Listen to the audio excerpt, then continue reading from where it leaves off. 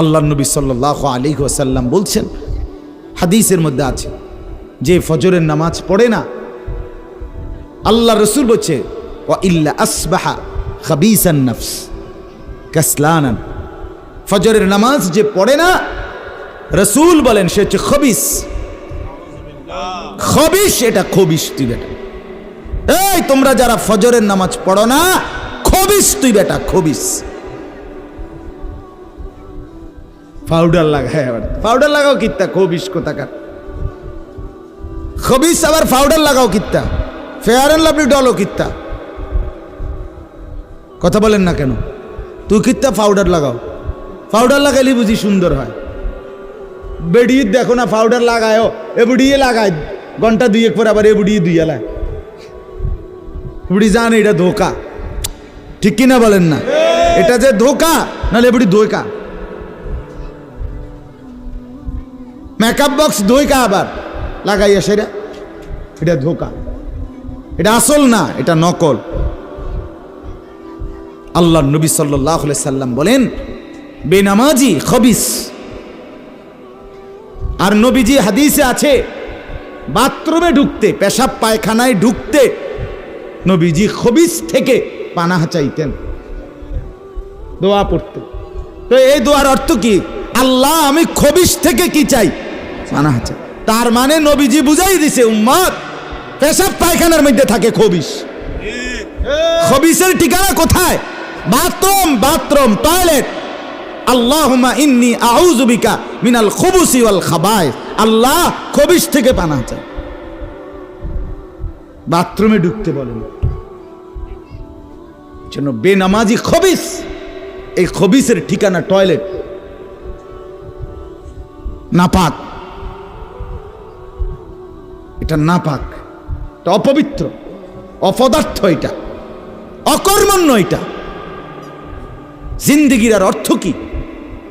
জীবন মানে খানা, জীবন মানে ঘুম, জীবন মানে লজ্জাস্থানের চাহিদা পূরণ, যৌন চাহিদা পূরণ, এই তিন জিনিস। তাহলে কুকুরের সাথে, বিড়ালের সাথে, গরু ছাগলের সাথে তফাৎ কি? ওই প্রাণীগুলোও তো খানা, ঘুম এবং যৌন চাহিদা পূরণ করে কিনা? কথা বলেন না কেন? কুকুরের ছাও আছে কিনা? তো কুকুর বিড়াল খায় কিনা? কুকুর বিড়াল ঘুমায় কিনা? তো তোমার সাথে তফাৎ কি? বেনামাজি বলে সেজদা নাই যার কপালে, আমনের লগে জানোয়ারের পার্থক্য কোথা? আমনে খারাইয়া কনছে ভিডিও করুক, আমনে কম। হ্যাঁ হ্যাঁ বলেন, এখন বলেন, আমরা শুনি, এনে 10 জনে বিচার করুক। পার্থক্য কোন? আপনার সাথে জানোয়ারের তফাৎ কি? ছেলেরা বলো বাবা, তোমরা যারা মাগরিবের নামাজ পড়ো নাই, হ্যাঁ, লজ্জা কোথায় তোমাদের? শরম কোথায়? এই বেহায়া, কোন লজ্জায় আল্লাহর জমিনে চোখ তুলে তাকাও? হ্যাঁ, নির্লজ্জ। ছি ছি ছি ছি ছি। মুসলমান এত আত্মমর্যাদা বোধহীন হয় কিভাবে? মালিককে চেনে না, বানানেওয়ালাকে চেনে না, গোলামি বোঝে না, সেজদা দিতেও মন চায় না। মুসলমান এত পাষাণ হয় কেমনে? আরে তার মা কোথায়? তার বাবা কোথায়? আরে তুই কোন মার দুধ খাইছত রে? তোরে কি মা দুধ খাওয়ায় নাই? তুই কি বাবার হাতে বড় হও নাই? তুই কি মুসলমানের ঘরে জন্ম নেও নাই? হায় না ফরমান। মা বাপ গুলোকে বললাম, কি ফুতেরে মা আমনে দুধ খাওয়াইলেন? এই অপদার্থ তো সেজদাও দেয় না। হ্যাঁ, এই বাপ কাল লাগে বিল্ডিং বানাইলেন? এই হাইওয়ান তো সেজদাও দেয় না।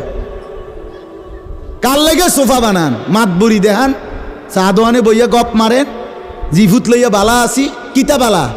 এ ফাঙ্গাস আর তেলাপিয়া খান যে, এ কারণে বালা। হ্যাঁ, এ ফার্মের মুরকা আর কক মুরকা, দুন্দুল আর করলা, দৈন্যা তার কাঁচামরিচ, টমাটো আর এ শশা, এই তো খানা। আর কিতা কথা বলে? নার কি ঘুরে গেলে তো ফাঙ্গাস তেলাপিয়ে। দুনিয়ার বেশি কি ভোগ করছি আমরা? খুব আশ্চর্য কিছু, অনেক কিছু দুনিয়া ভোগ করছি আমরা। এটুকু দুনিয়া ভোগ করছেন বলে এ ফান কদ্দুর খান, বিড়ি খান, চা খান, বন খান, টেলিভিশনে মানুষের বেডির নাচ চান। আমনের বেডি তো আর নাচে না, নাচে মানুষের বেডি। কথা বলেন না? এতটুকু দেখেই দুনিয়া ভোগ করছেন বলে খুশি হয়ে গেলেন, তৃপ্ত হয়ে গেলেন, মজা পেয়ে গেলেন। আহা, আফসুসের ব্যাপার। এত লম্বা আখিরাত কেমনে পার হবেন? এত লম্বা কবরের জিন্দেগি কেমনে পার হবেন বলেন তো? নূহ আলাইহিস সালামের জামানায় যারা মারা গেছে তারা আজ কত হাজার বছর কবরে পড়ে আছে।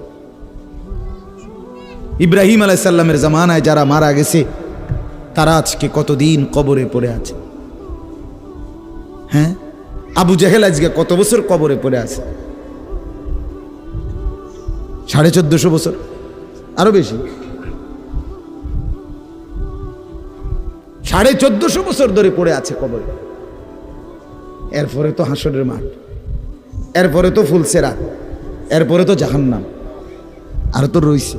তাহলে দুনিয়ায় থাকলি কতদিন, কবরে পড়ে রইলি কতদিন? আপনি বলেন। আবু জেহেল দুনিয়াতে ছিল 800 বছর, কথা কন না? আবু লাহাব দুনিয়াতে জীবিত ছিল 900 বছর, তো কবরে আছে কত বছর? তো বাঁচছে কয় বছর? নাহলে 60 বছর, নাহলে 70 বছর, ঠিক কিনা বলেন? তাহলে দুনিয়ায় ছিলি কতদিন, কবরে আসত কতদিন? আচ্ছা, এই কথাই এখনই মনে হইল? হ্যাঁ, এরপরে তো সামনেরটি রয়েছেই মিয়া।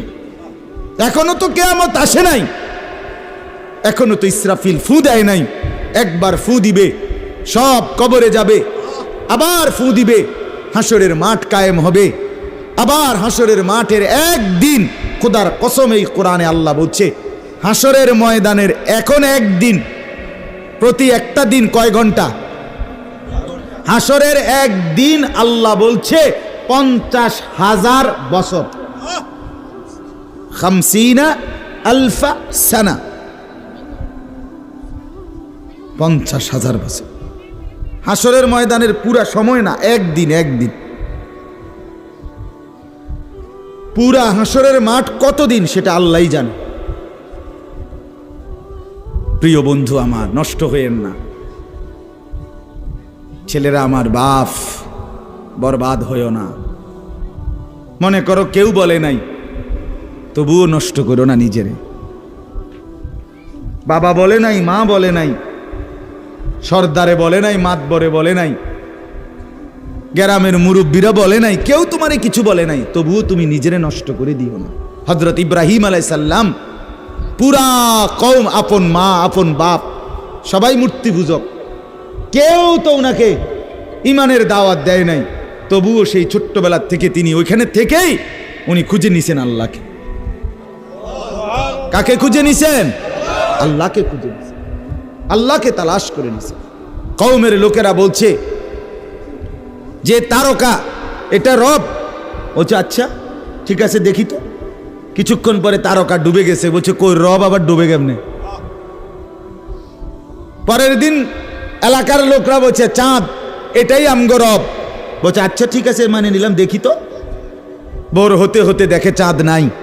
কিও রব যদি জায়গা, তো আমি বন্দা রইলাম, রব কু? বুঝছেন না কথা? এরপরে বলছে সূর্য, এটা বড় সড়ো মোড়া তাজা, এটাই রব। হ্যাঁ, ইব্রাহিম আলাইহিস সালাম বলছে আচ্ছা দেখি তো। সন্ধ্যা হয়েছে আর সূর্য ডুবে গেছে। তো ইব্রাহিম আলাইহিস সালাম বলছে হায় আমার কওম, কি কও ইডি তোমরা? তোমাকে মাথা ঠিক আছে নি? রব কেমনে এর মোড়ে নামে? রব এমন হয় কেন? বানানেওয়ালা এত দুর্বল হবে কেন? তখন তিনি বলছে ইন্নী ওয়াজ্জাহতু ওয়াজহিয়া লিল্লাযী ফাতারাস সামাওয়াতি ওয়াল আরদা হানিফা ওয়া মা আনা মিনাল মুশরিকিন। যে না কওম শোনো, আমি তোমাদের বানানো কোনো দিকে ফিরবো না, আমি ফিরছি, আমার চেহারা, আমার জিন্দেগি ফিরাইয়া দিলাম ওই সত্তার দিকে যিনি 7 আসমান ও জমিন পুরাটা বানাইছে। হানিফান, একনিষ্ঠভাবে আমি শুধু তার দিকে ফিরলাম। ওমা আনা মিনাল মুশরিকিন, আমি মুশরিকদের অন্তর্ভুক্ত নই, আমি আল্লাহকে ছাড়া কাউকে মানি না। হ্যাঁ, হযরত ইব্রাহিম আলাইহিস সালামের বাবা বলছে, পুত তোরে আমি তেজ্য পুত্র করে বাড়ি ছাড়া করে দেব। হযরত ইব্রাহিম আলাইহিস সালাম বলছে, আ'তাজিলুকুম ওমা তাদউনা মিন দুনিল্লাহ, আব্বা আমি আমনেরে ছেড়ে দিলাম, আমনে আমার কিতে ছাড়বে, আমনে বাইত জায়গা দিতেন না, কিতে আমি আইলাম না আমনে বাইত, আমার ঈমান দরকার, আমার আখিরাত দরকার, আমি বন দিয়ে কিতে করব, আমি সোফা দিয়ে করবো কি, আমি বিল্ডিং দিয়ে করবো কি? যার বাপে বিল্ডিং করে দিছে না হাতে বেড়া পরে আর বিল্ডিং করতে আসছে না, মা কথা কয় না, বোঝেন নাই আমার কথাটা? যার বাপে জমি কিনা দিতে আসছে না এবড়ার পরে এবড়ার ফুতে আর কোনোদিন জমি কিনতে আসছে না, তো তো কি আমনে যে একবার উল্টাইয়া গেছেন। হ্যাঁ, আরে ফুত, আমি যদি কদ্দুর কিছু করে দিয়ে যাইতাম না পারি, আমি মরলে তারা খাইব কেমনে? না তারা চিরা খাইব, আর পরে আমনে 2 বস্তা চিরা কিনে দিয়ে যাই, আমনে মরলে আর কেউ দুনিয়াত কাম করতো না, আমনে একটা কামিলা মূর্তি আছেন শেষ। এটা ধোকার কথা না, বলেন না কেন? তো হযরত ইব্রাহিম আলাইহিস সালাম বলছে, আব্বা আপনাকে ছেড়ে দিলাম। ওমা তাদউনা মিন দুনিল্লাহ, আল্লাহকে বাদ দিয়ে যে আপনি যাকে ডাকেন সেই মূর্তি, আল্লাহকে বাদ দিয়ে যেগুলোকে আপনি ডাকেন, বাপ আমি এগুলোকেও ছেড়ে দিলাম। এবার ইব্রাহিম নবী বললেন, ও আদউ রাব্বি, আমি শুধু কেবল আমার রব আল্লাহকে ডাক দিলাম, গোটা দুনিয়া ছেড়ে দিলাম বাপ, সংসারও ছেড়ে দিলাম বাপ, আপনি মা বাবার মায়াও ছেড়ে দিলাম, আমি শুধু আমার আল্লাহকেই ডাকলাম। আসা আল্লাহ আকুনা বিদুআই রাব্বি শাকিয়া। এবার ইব্রাহিম নবী বলেন, আব্বা আমি বিশ্বাস করি আমার ওই এক আল্লাহকে ডেকে কেউ কোনোদিন বঞ্চিত হয় না। মাখলুককে ডেকে হেরে যায়, নেতা ভুলে যায়, কর্মীও ভুলে যায়, মা বাপও অনেক সময় রাগ করে, মা বাপ অনেক সময় ভুলে যায়, সন্তানও মা বাপকে ভুলে যায়, সবখানে হইতে পারে এমন, কিন্তু আমার আল্লাহকে ডেকে কেউ এমন হয় না যে বঞ্চিত হয়। আল্লাহকে বান্দা যখন জমিন থেকে ডাক দেয় আল্লাহ রব্বুল আলামিন সাথে সাথে বলে লাব্বাইক ইয়া আবদি,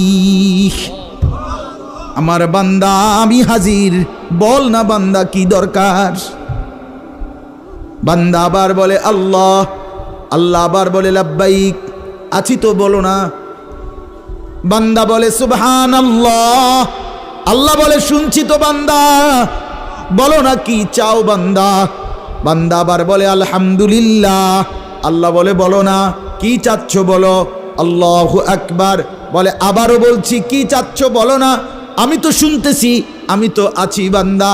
কিন্তু বান্দা যখন শুধু আল্লাহকে ডাকতে থাকে, জিকির করতে থাকে, তাসবিহ পড়তে থাকে, মনের কষ্ট দুঃখ বেদনা চাওয়া পাওয়া কিছুই বলে না, শুধু জিকির করে, শুধু জিকির করে, শুধু আল্লাহকে ডাকে, আল্লাহকে ডাকে, শেষ পর্যন্ত আল্লাহ খুশি হয়ে বলে বান্দা তুই যেহেতু আমাকে ডেকে মজা পাইছো, ঠিক আছে বান্দা তুমি আমাকে ডাকতে থাকো, আমি আল্লাহ তোমাকে দিতে থাকি। কি লাগবে আমি তো জানি, তোর বিবি অসুস্থ আমি কি জানি না, তোর ছেলে বিদেশে অসুবিধায় আছে আমি কি জানি না, কথা বলেন। তোর যে শরীরের সমস্যা আমি কি এটা জানি না, আমি তো সব জানি, কোথায় তোর কোন মুসিবত। আল্লাহর আড়ালে কি কিছু হয়, আল্লাহর গোপনে কি কিছু হয়, তাইলে আল্লাহর ইচ্ছা ছাড়া কি কিছু হয়। এজন্য মোবাইলের কথা বলতে গিয়ে এতগুলোর কথা লম্বা বললাম। ছেলেদেরকে বললাম বাবা অনেক ছেলে বসছো, মাশাআল্লাহ, আল্লাহ খুব বরকত দান করে। আজকে মুসলমানের যুবক তোমাদের ফেরার অপেক্ষা ইসলাম। তোমরা যদি নামাজি না হও, চরিত্রবান না হও, জীবনটা যদি নারীর পিছনে আর ছবির পিছনে, নর্তকীর পিছনে আর উলঙ্গ ছবির পিছনে, মদ জুয়া জিনা ব্যভিচারের পিছনে শেষ করে ফেলো। এই চোখের দৃষ্টি, এই নজর, এই চোখের দৃষ্টি, এটা যদি নষ্ট করে ফেলো গুনাহ দেখতে দেখতে, নাপাক ছবি দেখতে দেখতে, তো তোমরা নিজের জীবনই ভালো বাঁচবা কেমনে, ইসলামের জন্যই লড়বা কেমনে? আর মুসলমানের যুবক যদি হেরে যায়, মুসলমানের যুবক যদি পড়ে যায়, তো দ্বীনের জন্য জানবাজি রাখবে কে? এ বুড়ারা, 60 বছর 70 বছরের বুড়া, এবড়া আর দৌড়তে পারবো? এবড়া দোয়া না করবো? কথা বলেন না কেন? মুরব্বীরা কি করবে? কলিজা ছিঁড়ে দোয়া করবে। অতএব আমি আপনাদের কাছে এতক্ষণের কথার মূল একটা উদ্দেশ্য, আমি দুইটা আয়াত পড়ছি, এই আয়াতের আঙ্গিকে কথাটা বলার জন্য বলছি। আজকে আমরা গুনার মধ্যে সবচেয়ে বেশি, বহুভাবেই আমাদের মধ্যে গুনাহ আছে, বাকি এই নজরের গুনাহ আমাদের সবচেয়ে বেশি। কিসের গুনাহ বলেন না? নজরের গুনাহ। আমাদের চোখ নিয়ন্ত্রণ হারা, বাঁধন হারা। আমাদের যুব সমাজ, ছেলে মেয়ে, তাদের পুরাটা চোখ তারা মোবাইলকে দিয়ে দিছে। ওই যে আগে যে শুনছি যে স্বেচ্ছায় চক্ষুদান করতো, কথা বুঝছেন না কথা? হ্যাঁ, মরণোত্তর চক্ষুদান। এই মরণোত্তর চক্ষুদান না, জীবিত চক্ষুদান। ওই দেখেন, ওই দেখেন ইয়া দেখো, ওই মোবাইল কার হাত, হাতে সাইজ হলো ট্যাবলেট সাইজ, তার থেকে তার মোবাইল বড়। যেই অপদার্থ তার হাতেই মোবাইল দিছে, ওই সবচেয়ে বড় অপদার্থ। ওইটা একেবারেই অপদার্থ। সে যদি ভাই হয় তো ভাই অপদার্থ, বাপ যদি হয় ওইটা অপদার্থ বাপ। এই সন্তান নষ্ট করার সবচেয়ে বড় দায়ী আপন গার্জিয়ান। মা বেডি 2 বছরের বাচ্চাটারে বড় মোবাইলটা দিয়ে দিছে, তুই টিপ এটা, তুই তাবু ডিস্টার্ব করিস না, আমি সাইজ দিয়ে আসি ড্রেসিং টেবিলে, এবুডি পাউডার ডলে, হেতে মোবাইল টিপ। কথা বুঝেন নাই? ও বেডি হিন্দি সিরিয়াল দেখে টেলিভিশনে, হ্যাঁ হিন্দি সিরিয়াল দেখে, ইন্ডিয়ান সিরিয়াল দেখে, কি দেখে? মনোযোগ দিয়ে দেখে। হিন্দি সিরিয়ালের সবগুলোর মূল বৈশিষ্ট্য হলো স্বামী স্ত্রীর ঝগড়া, শাশুড়ির থেকে জামাইরে কেমনে আলাদা করতে হবে, দেবর ননদের কেমনে স্বামীর থেকে বিচ্ছিন্ন করতে হবে, মানে সংসার কিভাবে তছনছ করবে, এটা হলো ওই বেঈমানদের সবচেয়ে বড় ষড়যন্ত্র। সবগুলোর বৈশিষ্ট্য এটা। মহিলারা এইটা দেখা বিবাহের পরে 6 মাসও একসাথে আর থাকতে চায় না। 6 মাসও না। বেডির সিদ্ধান্ত, মরিয়ার বাসি তে বেড়ারে তার বাপ মার থেকে আলাদা করুন। জীবনের সাধনা এটা। হায় হায়, লানত, অভিশাপ ওই নারীর প্রতি, যে নারী তুমি বেটি তোমার একটু সুখের জন্য স্বামী বেচারাকে আলগা করে লাইলা।